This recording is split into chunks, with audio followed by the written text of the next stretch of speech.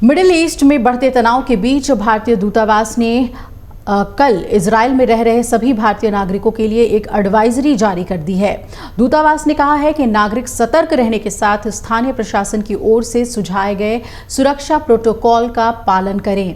Israel के हमले में एक के बाद एक 2 हमास नेताओं और हिजबुल्लाह के एक कमांडर के मारे जाने के बाद पश्चिमी एशिया में नए सिरे से बढ़े तनाव के मद्देनजर भारतीय दूतावास ने अपना ये परामर्श जारी किया है। आपको बता दें कि पिछले महीने हमास नेता इस्माइल हानिये की ईरान में हत्या कर दी गई, जबकि हमास की सैन्य शाखा के प्रमुख मोहम्मद ज़ैफ गाजा भी मारा गया।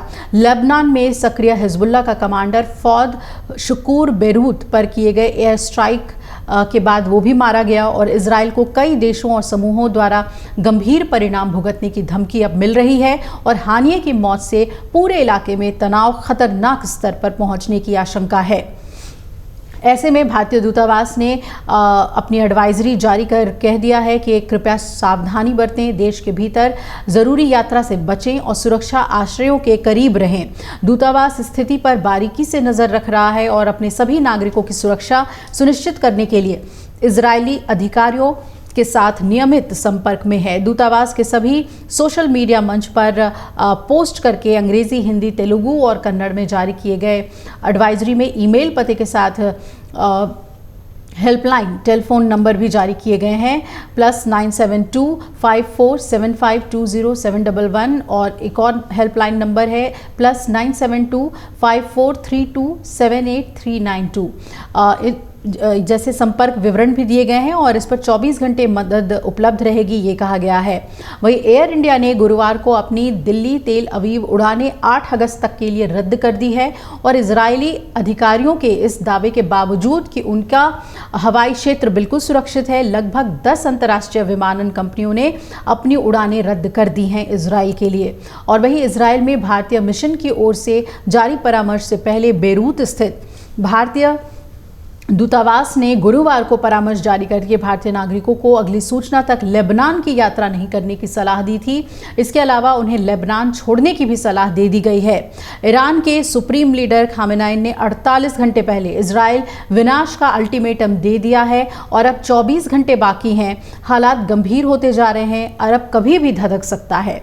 इजरायल ने बॉर्डर सील करके डिफेंस सिस्टम तैनात कर दिए हैं और अमेरिका ने भी इजरायल के लिए सुरक्षा चक्र तैयार किया है, जबकि ईरान लगातार कह रहा है कि वो इजरायल से हानिये की मौत का बदला लेकर रहेगा। अगर ईरान ने हमला किया तो नेटो इजरायल की मदद के लिए उतर सकता है। उसका सीधा मतलब ये है कि अरब से विनाशक युद्ध की शुरुआत, जिसकी आग में ना सिर्फ अरब जल सकता है बल्कि रूस और चीन भी उतरे तो ये सीधे तौर पर विश्व युद्ध का बवंडर ला सकता है।